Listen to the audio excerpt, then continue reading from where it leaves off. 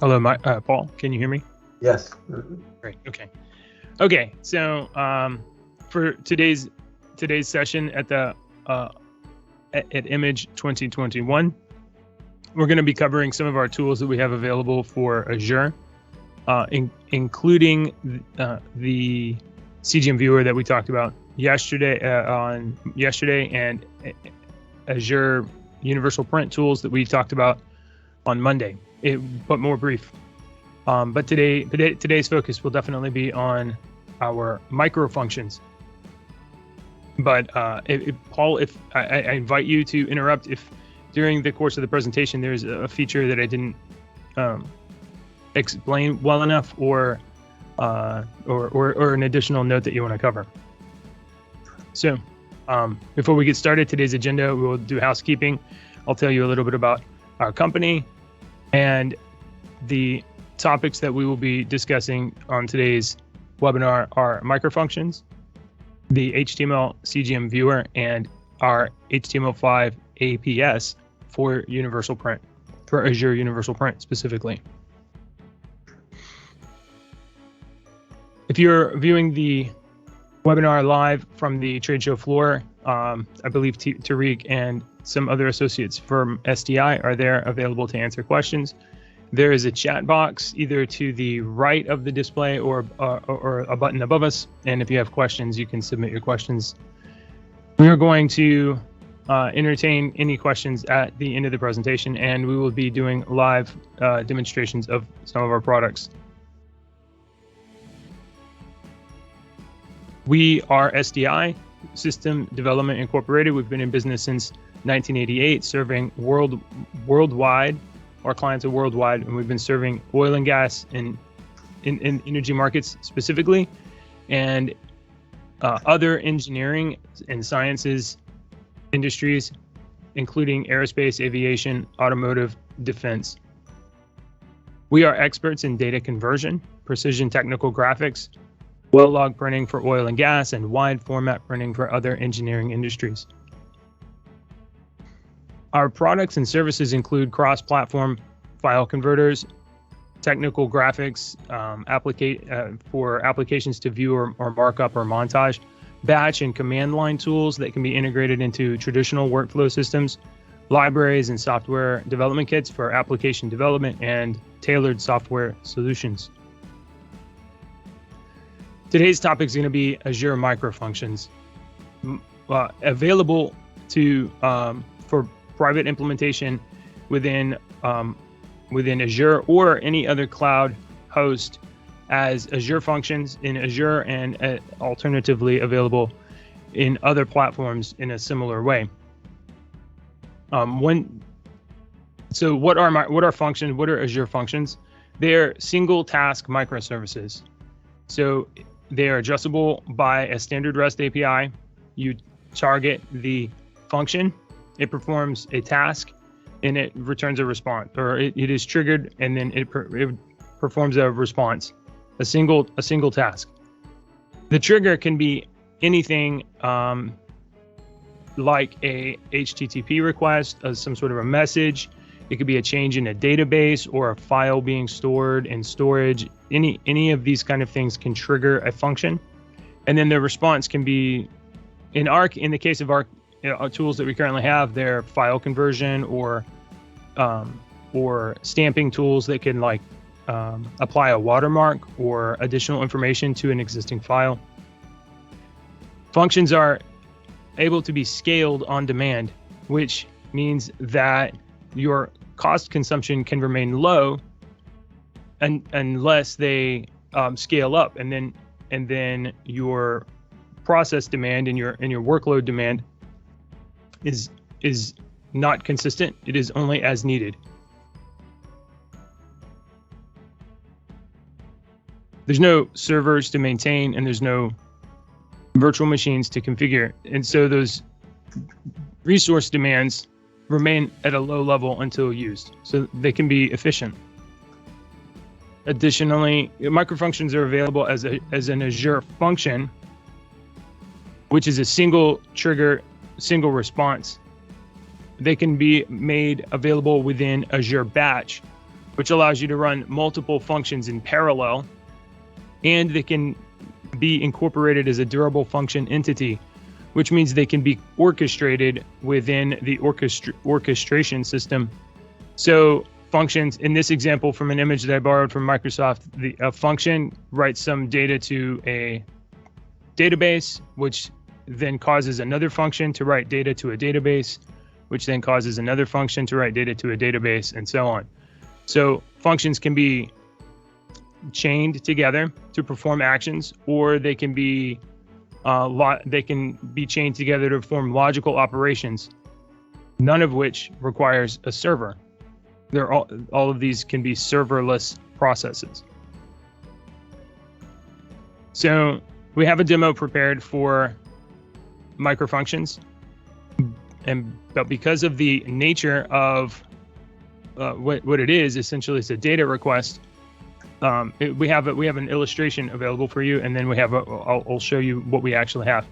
So this is another image I borrowed from Microsoft, which explains kind of the batch process, but essentially is illustrative of the demo that we have prepared. So in our MicroFunction conversion demo, we're going to upload a file to a storage unit, and then the storage unit will trigger a conversion of the file, which will then write it back to the storage unit and then become available for download. So I'm now going to change over to the demonstration, and this is an app prepared for us by one of our contractors. And here we have, you can see it's a local app running in a instance on my computer, but we have a CGM to PDF option, we have a CGM to SVG option, and we have a PDF to CGM option. So we have 3 different converters prepared to run.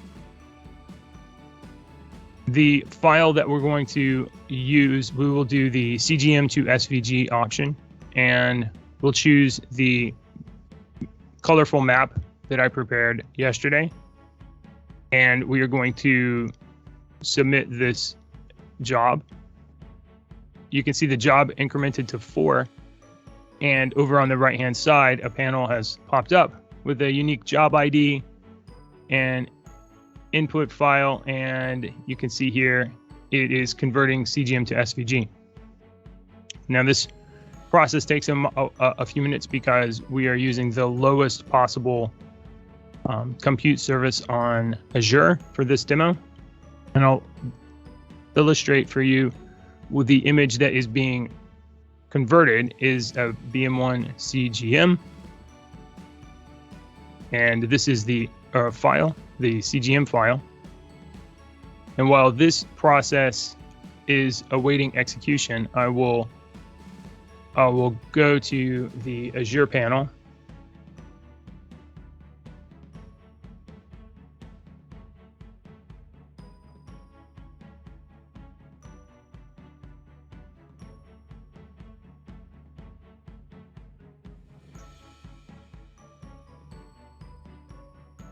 So, yes, sir. Paul. No, I just thought this illustration here is sending a request. Basically, it's using a multiple function chain, and the upload is a single function. So a request is made to upload the file, and then because the file arrived, it triggered your conversion that's going on now, and which will result in the file. Meanwhile, the application here with a unique ID is doing a GET request for that file, that converted file, and gets status back and can decide what to do while it's either going to wait for the file or continue on. And when that file is done, it will download that. And again, it's multiple functions being chained. There's no charge until the conversion actually begins. And this is not This is not a Node.js conversion. This is not running on a mainframe anywhere. This is not running in the JavaScript. This is running in Azure in a function. It took me a minute to remember where the app was. So we have these converters, these three Azure Function converters written into a batch system so that it can perform any or all of them at the same time. And here we have a pool, and oh, it may be ready already. Let me see. It's still processing. So this is the Java pool for the batch, and these are the three applications. So we have a CGM to PDF, SVG, or PDF to CGM, and I think Akshay told me that under pools it would be allocating. It may be this one that is allocating. Akshay is online if you want to. Yeah, let me see if Akshay can give us any additional information on this. Akshay, if you have your mic enabled. Yeah, I think you're muted at the moment. But actually, if you could remind me which of these is executing the conversion, but we're waiting for it to say output download file right here. And when implemented on a more powerful batch instance, like as I said, we have it on the very lowest setting, but when implemented on most standard production settings, this would be very, very fast. Yeah, and might point out that this is the most cost-effective way to do file conversions or any processes, because you are not paying for, as you mentioned earlier, you're not paying for a server, you're not paying for a service, you're simply paying for the processing time incurred for that function when it runs and whatever storage space you're using.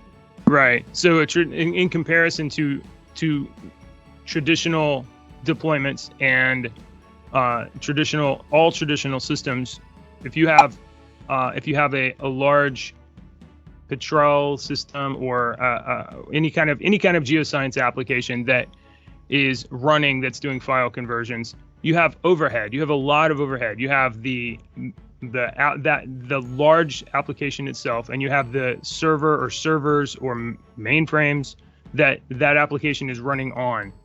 So you have all of that overhead, and then in addition to that, if you were going to have multiple people working on the same file, you would have some interchange platform or some common data frame for traditional applications. Whereas with a cloud-based distributed computing lightweight model like this, the original file can be in original file storage, and it can be accessed and converted on the fly. So we're still waiting for this job to read complete. Yeah. The other thing to mention is that you can... So while that's doing, I'm going to initiate another one so that we can see if we can see the pool spin up here. So I'll do a CGM to PDF.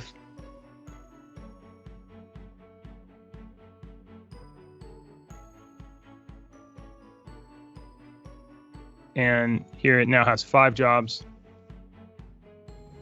So we have a CGM to PDF and our previous CGM to SVG. And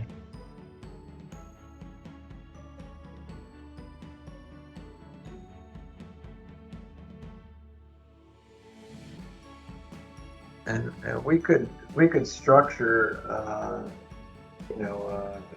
an infinite, or as many parallel jobs to run as we wanted to as part of this pool he's talking about. We're running one at a time, which means it's going to spin up the application on demand. But if you were rapid firing these, the it would go faster because you don't have any spin up time. One's ready to go. Right. Keep the resource open. Yeah, I should have started it earlier just to get it warmed up, maybe. but yeah, one of the things actually mentioned to me the other day when we were talking about this was that this platform would enable you to do not one file conversion at a time, but to do thousands, to structure thousands of conversions as a batch, and you leave for the night and they come back and they're all completed in the morning. As one completes, you can spin up. Let's say you have allocated a pool of up to like 5 compute process threads or 100 compute process threads. It can process of say 10,000. It can process however many threads it has available, and there's no limit to how many that you can make other than your IT budget, your whatever compute processes you allocate towards this particular instance in your cloud framework. Which is nice. What you're pointing out is that, like all of our Azure tools. Oh, I think, see here, look now I have 2 processes running, and some of these have changed from 0 to 1. So if actually I would turn his mic on, he could give me some more context for what is going on here. There you go. Oh, I think this would allow me to terminate that particular process. So in my terminal, I can see that it's doing stuff. It is, performing actions, but they're all Azure IDs, so I'm not sure what's happening. But this is the process essentially. The file gets pushed to storage, the file goes to conversion, and then they get written back to storage for retrieval later. In this particular example. And again, if you wanted to do multiples, you as the administrator of the application can control the resources allocated to this to the process. Like all our MicroFunctions and our processes in Azure, the people that can use it, everything is configurable by the administrator, by the Azure administrator and the Azure Active Directory administrator, so that you have this freedom of configuring the processes the way you want them to run. They're not hard-coded in a particular way that this is what you get, like they would if you were writing a standard web application or something. Okay, well, we'll see if that completes. We may have run into a pool quota for this particular process. So while that that's a real demo for you. Yeah, of course it is. It was it ran the other day perfectly fine, but now I'm getting some. All your practices used up our allocation. Yeah, maybe it might have. I might have done that. So I'm gonna go back to our presentation here, and our topic here is Azure Tools. So it's not limited just strictly to the MicroFunctions, but they deployed at scale could be a very productive tool while our industry is moving towards multiple cloud-based platforms to replace legacy applications. And so one of the many tools that we've developed is our CGM Viewer, which we demonstrated just a moment ago when I opened the CGM file in a web browser. There's no extensions, no plugins. And the reason why we did this, why we made this tool, is because web browsers are not designed or capable of displaying technical complex graphics. It's just not what they're built for. So as people in our industries begin to make applications to process their graphics, process seismic data, etc., they're going to run into the fact that they can't display what they're doing on their web-based application. So we made our Viewer SDK, which is a toolkit that can be incorporated into an existing application, and you don't even have to use all of our tool. You can send your data to one of our functions, and it returns something that you can display in your application, in your canvas. Is that right, Paul? You could do that, sure. I mean, or you could use our viewer if you don't have a viewer, or you can use it to build a larger tool. Currently, the version that we have on demonstration is our CGM viewer, but we can also do this with DWG or TIFF. I think this one handles TIFF natively. If you have a TIFF file to send me, I could illustrate that, but I did not prepare a TIFF file. TIFF? So, yeah, TIFF. I don't know how important a TIFF file is, but this demonstration can do a TIFF file. CGM Viewer is a native browser application. It parses CGM files in real time, and we would do the same for a DWG or TIFF or etc. And by that I mean we don't take your file and convert it and put it and make it into an SVG or PNG file or JPEG or something that can natively be displayed. We do not convert your file. We take your actual technical complex graphics and we parse it in real time and draw it to the canvas. Is that accurate, Paul? Yes. Your file is secure. It stays. It's all client-based processing. And then because of that, we provide the zoom and pan and those capabilities that are not built in to the browser viewing, so that if you're viewing a JPEG, a PNG, or an SVG, or even a compressed SVG, something that a viewer could display natively, we can additionally scale it and zoom it and pan it and do operations on it that are above what you would get by default. I'm sure you'll talk about that a little bit more. Yeah, I have. We'll go back to the visual in just a moment. I think I have one more slide.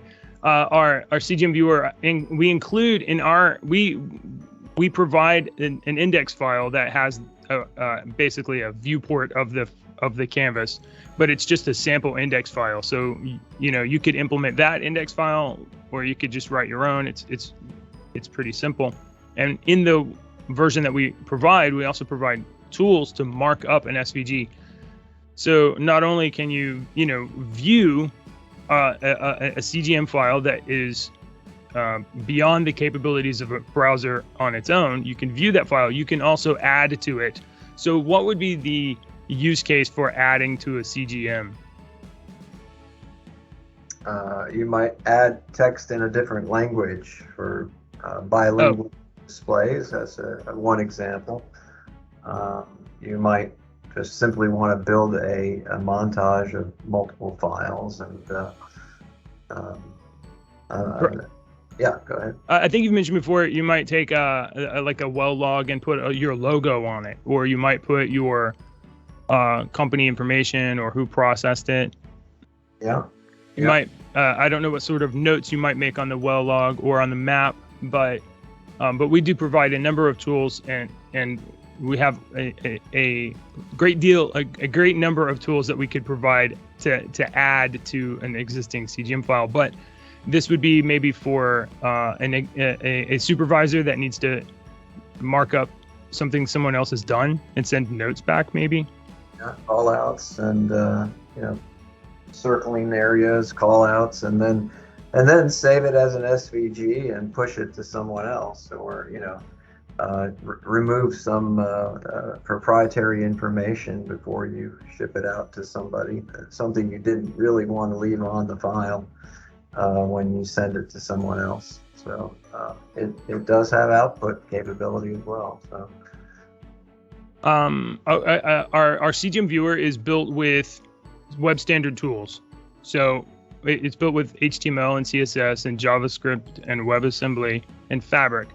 It's not using anything esoteric or strange. These are all very, very common in web app development and desktop browser-based applications. Is that accurate to say? Yes, and because it's a client, it's a single point of installation. You don't have to. It's a zero, what they call zero footprint. Right. It's install once, use many. Yeah. So that would be like on your, let's say, website that you are building for your desktop, for your application, or we have some clients that are doing integrations into a desktop application, but they're doing them as browser-based apps. So their desktop application implements the HTML viewer in some way. Is that right? I don't want to give the name of the client away, but no, that's correct. That's correct. And there are tools and browsers that you can use to make a browser application look like a desktop application. Completely remove the ability for the user to navigate somewhere else, so that he's captive in your application. And those are very straightforward to use, and people do that, and they'll have a full application, and perhaps their documentation is actually a browser-based application that they fire up, and it looks like it's just part of the regular application. So it provides you a lot of freedom. Browser development provides you a great deal of freedom, as well as the single point of installation, which is the biggest benefit from an IT standpoint, not to have to install and maintain an application on every desktop. Right. So the file that I have here, I think, is a file that you made, Paul, that just its only purpose is to demonstrate the hotspots. So our CGM viewer is capable of handling the hotspot functionality defined in the CGM specification.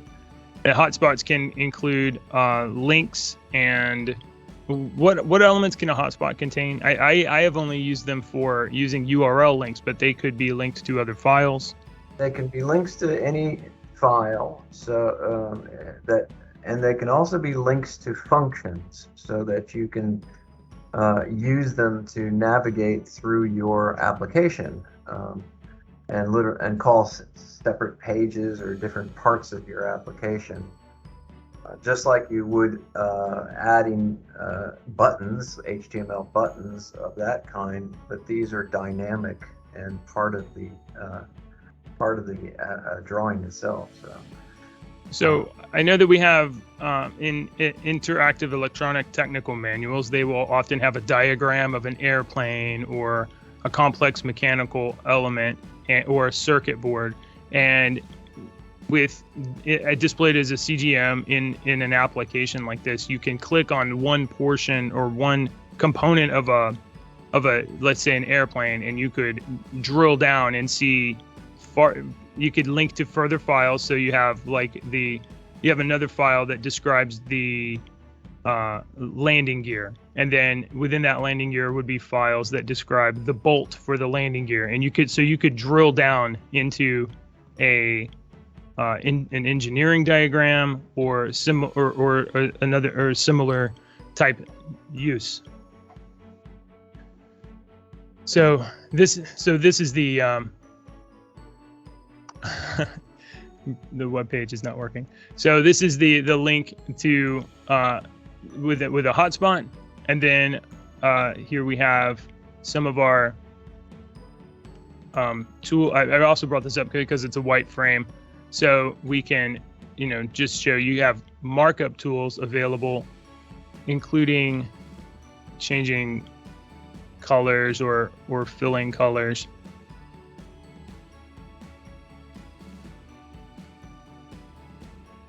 So here I've changed the color of the square, or various different polygons, polylines, text, callouts. You mentioned callouts before, so we can create callouts and save that as a note, which then can be examined later by either yourself or another user.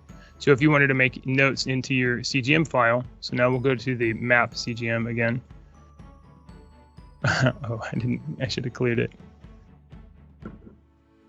We'll go to the map CGM. So in our case, we will add a call out down here for image 2021. And so we now have a call out available on display, and you could, it didn't save it, and demonstrate that there's a link or highlight something of note on the image. Yeah. And finally, Paul, the CGM viewer, while we do not convert the file to render in display, we do make it available for export in other files. So if you wanted to make some notes and markup to your image and then export this composite image, how do we export this as an SVG? Yes, you hit the save button on the far end there, and it will always save what you're viewing. So if you want to zoom in on a section and save that as a separate file, you can certainly do that. Okay, so we'll zoom into this 2215. I hadn't tried this, so this is a live performance. So we'll see if this does what we expect. And there's the there's the mark. The viewport was what I was looking at, and we have the call out that we inserted listed below. So, and this you can see is an SVG that is being rendered by the browser itself. So that, but we can, in addition to exporting as SVG, do we have other exports available in the CGM viewer? Yes, we have PDF, SVG, and of course CGM as different.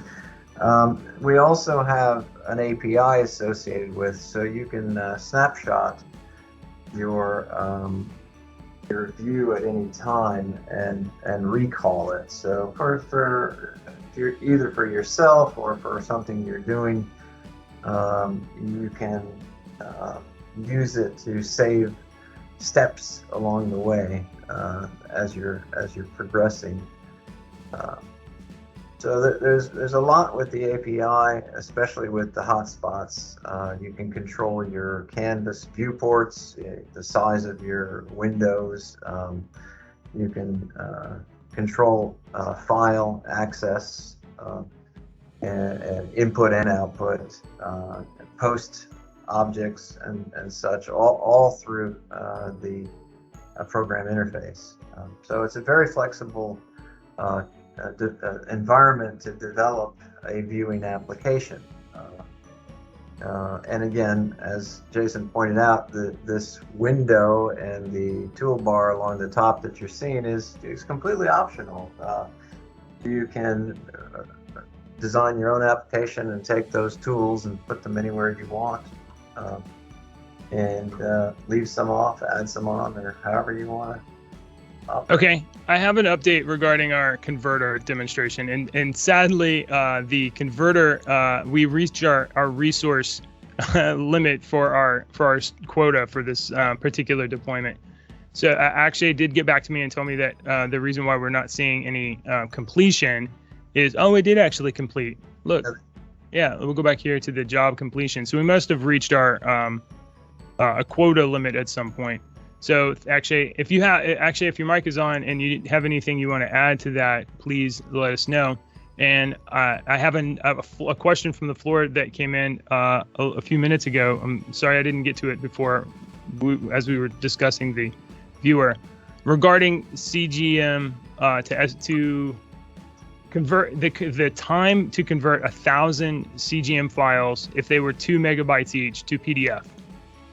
Do we have an estimate on what that would be in a real deployment? Well, what's the file size? 2 megabytes. Actually, this is actually Mistray. He's our expert for the Azure Functions.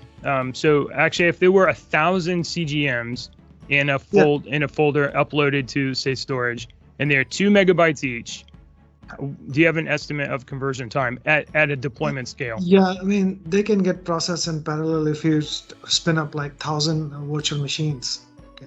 So it depends on your configuration. If your configuration is huge, I mean, it can get processed very quickly. So in Azure, everything depends on how much do you want to pay. I mean, if you want to fast, you can spin up, and you can have a dedicated pool with like 10 nodes running, and there are several options you can choose from if speed is the most important thing for you. Yes, and to add to that, the average processing time for a 2 meg CGM would be well under a minute. I mean, we're talking probably. I've tried it. It doesn't take, once the machine starts, it doesn't take long time to. So I wonder if it's warmed up now, if we can do another. It should. Another CGM. But I wasn't paying a lot of attention to it. So we'll see. We had one gentleman did 10,000 files overnight. He was just simply testing, and he had a temporary license to use the software. He wasn't using a function. He was simply processing it on a workstation. We obviously do our converters on workstations as well. And he sent 10,000 files through overnight.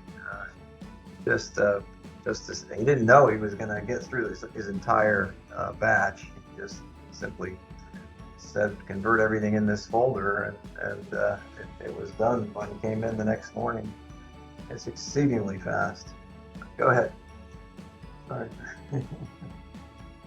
So the answer to the question of how much time would it take to convert, the answer is it depends on the resources that you have available on the other end. So if you have a deployment in Azure that has nearly unlimited resources, then your conversions could be done very, very, very quickly. Like I don't know what the conversion time is, but 5 minutes. Let's say 5 minutes you could do it. I mean, yeah, that's very possible, right? That's very, very possible. Maybe 1 minute. I mean, that's including all the spinning up time and everything else. Maybe 5 minutes, for 1,000 heads to come up. But so, actually, if you don't mind, could you tell me what I'm over here? This is the batch, the converter batch. And so, am I supposed to be looking at pools or? Oh, here you can see it happening right now. We can see the pool for these two jobs, because I put 2 more conversion jobs in. So these are resizing. So that means that they're going from no activity to up to some activity, right? Yeah, click on the one that is resizing right now. Okay. It usually says whether it's leaving the pool or it's entering the pool and it's working or. Nodes. Start task. No, would it be on the overview? Yeah. So it says auto scale is 0 and it has low priority. And it says it's resizing. Yeah, it just says it's resizing. Go back to the pool dashboard. Yeah. Sure. So let me refresh this. Okay.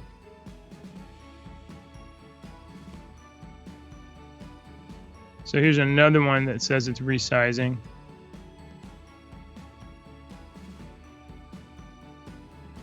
Yeah, I'm sorry, I just don't know what to look for. Yeah, it's not very obvious how things happen, because one thing for sure, like the pool has started. Azure is just allocating and configuring the machine right now, so we don't know. You can look at the logs, function logs to see exactly what's going on. Like which one? Go to dashboard. No, go back to home. Actually, I want to go to the function log. All right. Oh, the function log here? Yeah. No. Go to the portal.azure.com. Okay. Home. Yeah, home. This dashboard. Gotcha. Okay. Now go to SDI converter function app. On top. Yeah, the second. Yes, this one. Okay, now scroll down and you should see logs. Okay. Go select a function actually. Sorry, select a function first.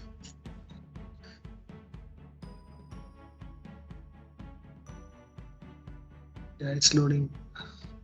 So as you can see, Portal is running slow today. So Microsoft itself is having some issue.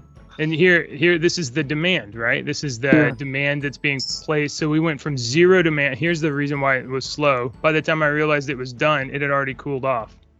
Yeah. So functions. Okay, so here's the functions. Yeah, just click on that. The PDF to CGM trigger, Yeah. or the CGM to PDF trigger. Whichever you want to. We initiated this one. And then do monitor. Monitor. Logs. See here, it will tell you okay when it completed and all that. So now Okay. you submit a file, you can see it live, what's going on. Okay. Let's just check on our existing files. So we've Yeah, got see, some one of of them. them- Yeah. This one finished. The CGM to SVG finished before the other. So we'll do it one more time. We'll do hotspot, and we'll do submit that, and we will do CGM. We'll switch this to the map, and we'll submit that. Okay, now And- switch to the function log and see what's going on. Okay, so You here's can see- activity. So we're executing CGM to PDF trigger, and then we process the function, and it has some blob where it's keeping the data. It created a pool, it created a reference, and then it created a batch job. It's adding the resource, it's filling the output file, and now it's running. Is this it running our Yeah. conversion itself? Yes. Okay. And once this is done, what will it say here on the log? Yeah, you will see that completed. Monitoring task for completed state. Yeah, so it's waiting for the batch to complete. Okay, so I'm going to go back and I'm just going to check the jobs one more time. They're not done yet. And And you'll then notice your time on the far left, so everything is timestamped. So there it goes. Something just monitored. No, all links. No, never mind. So you can get an idea of how much an individual job takes to process. In the worst Yeah, case currently, scenario, which is the everything coldest is VM. Low priority nodes, so Azure doesn't give like a lot of attention right away. You need Right. to have like high priority nodes. So for the demo purpose, we are not using that. Yeah. Right. So this is the low. I cannot emphasize this enough. This is because the resource we are attributed to this is the least possible power.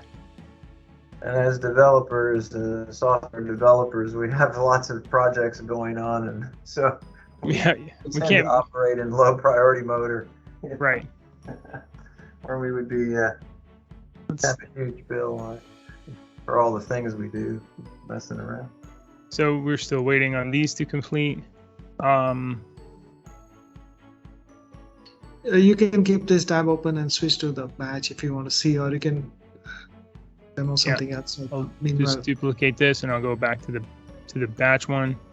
I have to say, I've never seen it this slow. I mean, it's just typical of when you want to show somebody something. yeah, I think Azure itself is slow right now. That's- You see the speed of function getting loaded and all that. yeah, somebody else must be demand. Yeah, and in function, you don't have a dedicated resource. This is called the consume mode, where you not charge for any invocation if your invocation count is less than 1 million per month. Yes, yes. So, Right. So- there is no guarantee of how fast the resources will be allocated.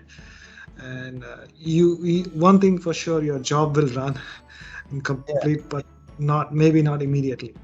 Yes, and that's a good point because you're literally not being charged. Yes.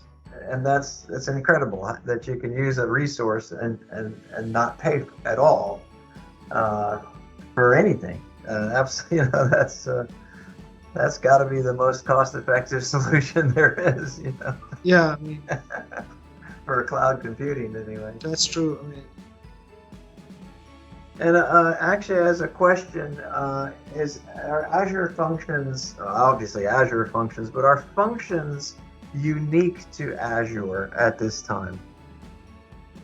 not following. What is the question? Yeah, so the functions are a REST API, and you make a call in your application to across the internet Yeah, to the function. Is that something that can only be done in Azure, or can it be done in other platforms? it can be done in other platforms like Lambda, like AWS or Google. I'm sure they have something similar where things happen on trigger. Right. So, for the outside world, which only two functions are important: the upload function and the download function.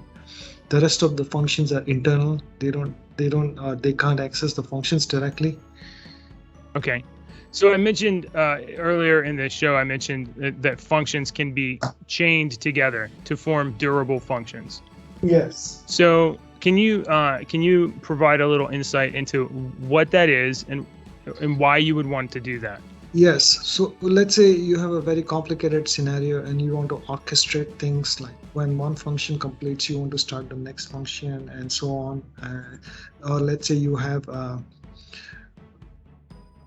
like 2-3 tasks that you want to perform in sequence, one after another, and all those tasks are implemented as Azure function. Then durable functions help you a lot.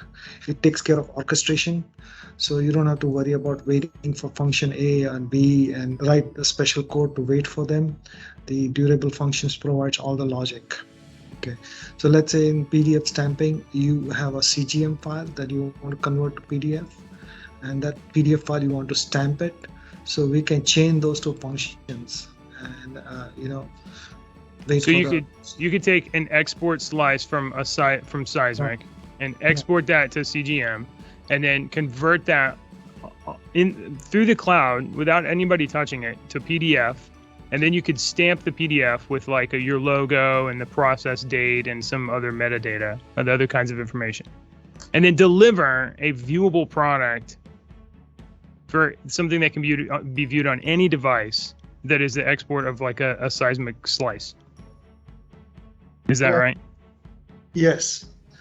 So several things are possible with Azure Functions. Yeah, I mean, this could be taken up quite a bit. This is the simplest tool that you would need in a distributed serverless type of application. So I want to mention that our hotspot and our SVG did complete. So now that I have the logs available, the first one we triggered was the CGM to PDF, and it completed. And then the second one I triggered was the CGM to SVG. So I did CGM to PDF, and then I did CGM to SVG. Because we have multiple converters running in a pool, the SVG finished first, and it completed in 237,000 microseconds. And the PDF conversion completed in 295,000 microseconds. And now, while it's still warm, I'm going to issue 2 more jobs just to see if it's any faster. So they were both under 1 second. They were about 1/3 of a second each, even though the elapsed time was, 3-4 minutes, maybe 5 minutes. And by the way, something I don't know if we have emphasized enough here, this little GUI that is running, this takes the file that we have, which by the way is get in my folder. This is a CGM file that is 1.8 megabytes. So it uploads that to storage and then triggers the conversion, right? And then once that's finished, does it write the converted file back to storage, or is it doing it immediately, actually?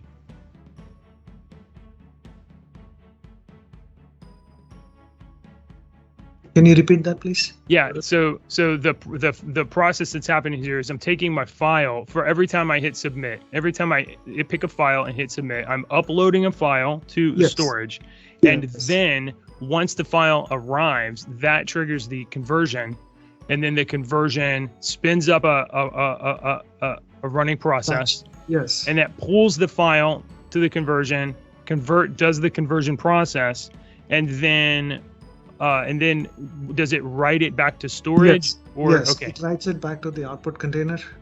Okay. So there's multiple steps that are happening here. It's not just And convert if you a file. notice the web app that we have, it's constantly using a pool or a background thread. It's constantly polling the job that you're running. So if you open the Node.js window that you have, you will see it's running in the background, but the user is not required to do any work. The UI is constantly polling and keeping an eye what's going on.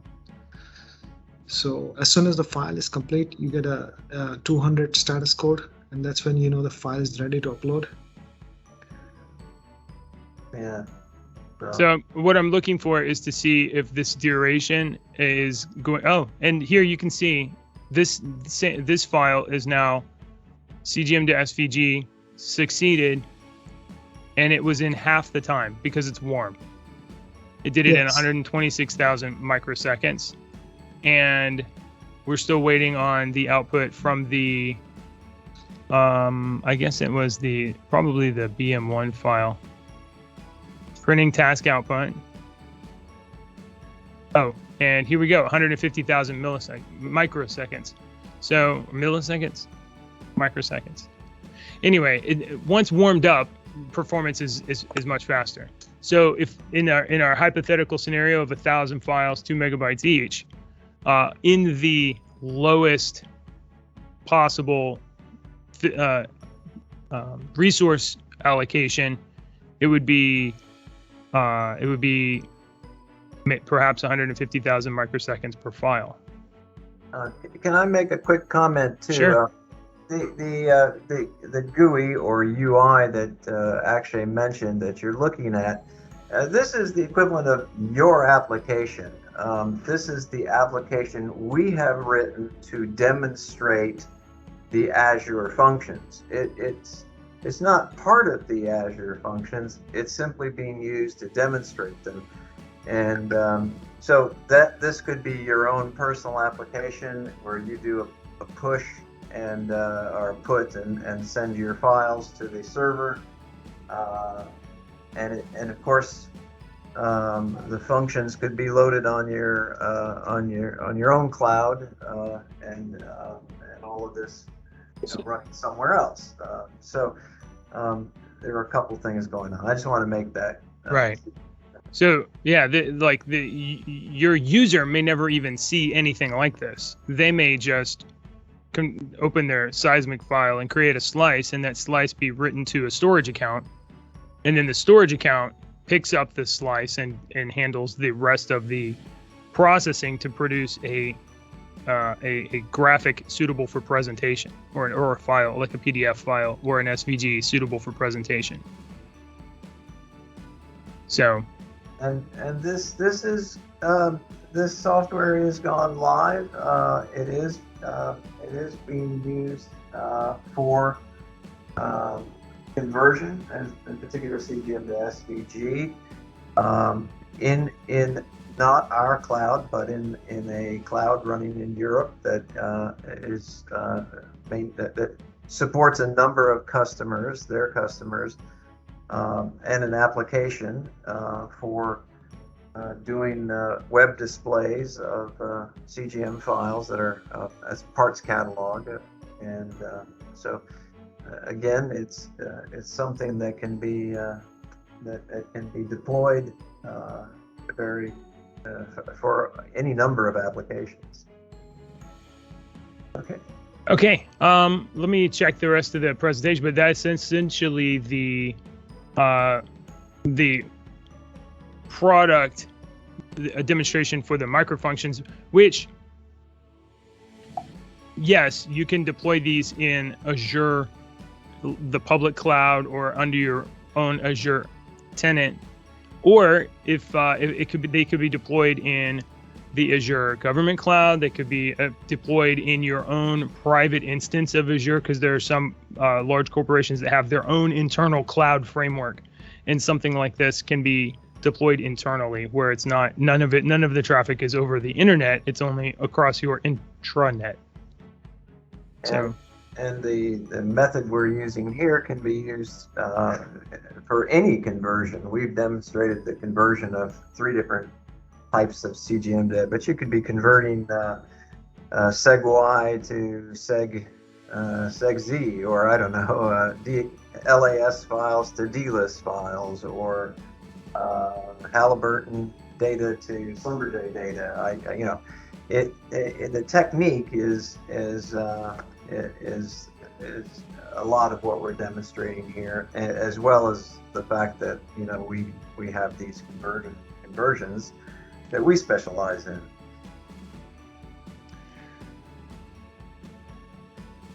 Okay, I was going to talk about APS temporarily, and I'll just bring it up for a moment.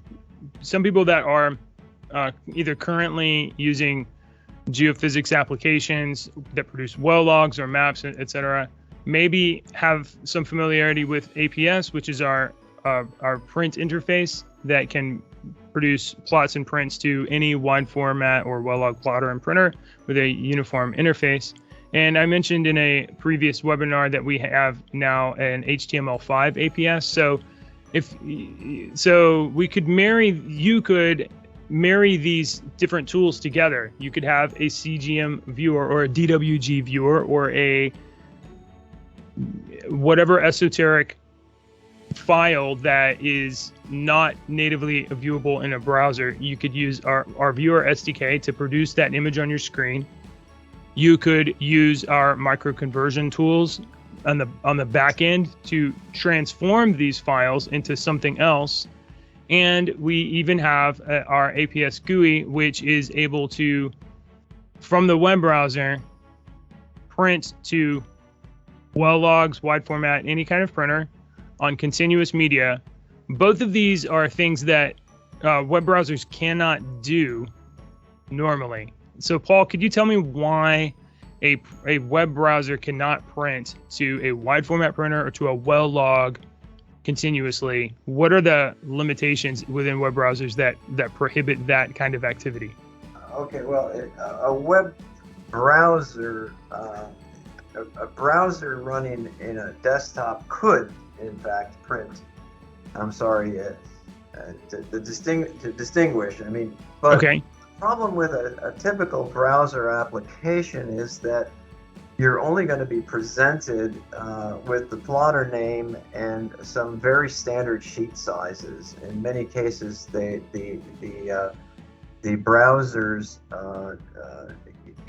media information will not even be coming from the device driver itself. It's just going to be a list of media sizes that are standard to most printers. Whereas APS actually queries a device and gets the actual information of that device. And so that's one issue. Another issue with default browser printing is that it's going to do an image snapshot. It's simply going to snapshot what is on your screen. If you know what you're doing, you might be able to get it up to a higher resolution if you program around that, but otherwise you're going to get a 96 dpi image or about 100 dpi image, somewhere in there. So those are just a couple of reasons why we went and ported our APS to the browser, was to provide vector-based printing, scalable printing, and as you pointed out, to be able to get the bigger sheet sizes, the roll media, and work with some of the extended features. What you did allude to, though, is that Azure, if we're printing in the cloud, that's another story. You also have limitations up there, even more limitations, which we don't even have time to get into. Right.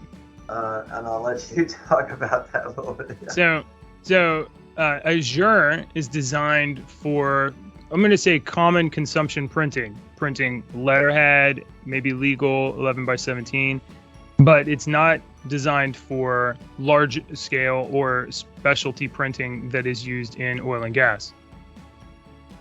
So one of the very strict limitations within Azure Print that we've found while developing for this is their media size limitation, and the media size limitation is strictly limited to 11x17, which I think is a B size as the maximum sheet size, and it's all sheet printing. Whether it's a roll printer or any other kind of device, it's going to print a sheet, and that's what the Microsoft Azure Universal Print is designed to do. We are plugging into the service and using the service to register printers, to store the print jobs, to execute the print jobs.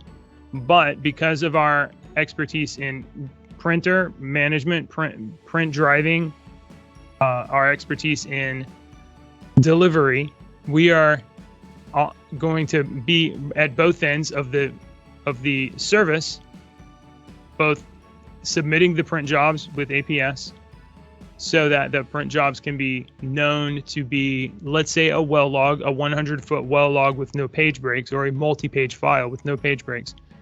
We can submit that print job through the Universal Print service and then retrieve that print job and deliver it to a well log printer accurately with no page breaks. We concatenate the file. We handle both ends of it. And the advantage of using Universal Print as the delivery mechanism is that Universal Print is already built into Windows, and many companies already use Windows computers for their users to log into, and then would have access to whatever printers their administrator make available to them. No extra code is required at the client level. It's just a printer deployment, a standard printer deployment or retrieval. Additionally, within an application like a CGM Viewer or whatever web application you have, because the Universal Print service is based on the web service, the application can query the Universal Print on behalf of the user to find out what printers are available to that user, and then our HTML5 APS can enumerate and extend all of the print options to include to expand the capabilities of the printer, which would otherwise in Windows be limited by media sizes or types.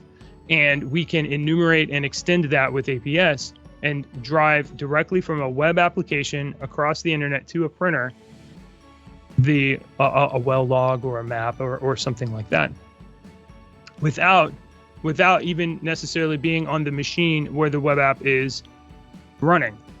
So in a scenario of a remote desktop or using an application online across the internet, so we're talking distributed computing, remote workers have access to a complicated print system made easy with APS and delivered accurately. So that's what APS is designed to do with Universal Print. So our print system would build the print job and submit it and transfer it across the Universal Print service and then deliver it on the other side. So that's Universal Print. I do have a couple more slides, but they're I mean, essentially a mobile device. We could have an app that allows you to take a well log from your phone and submit it to an APS, to submit it to Universal Print on with APS from your app, from your phone, a well log, and it would deliver a fully printed well log. We could do that. Are there any other type scenarios that would be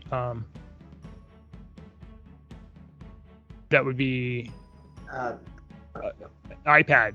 You could have a well log on your iPad, or you could have, I'm not sure what geoscience engineers use for, remote or mobile device context at the moment, but Log scope is a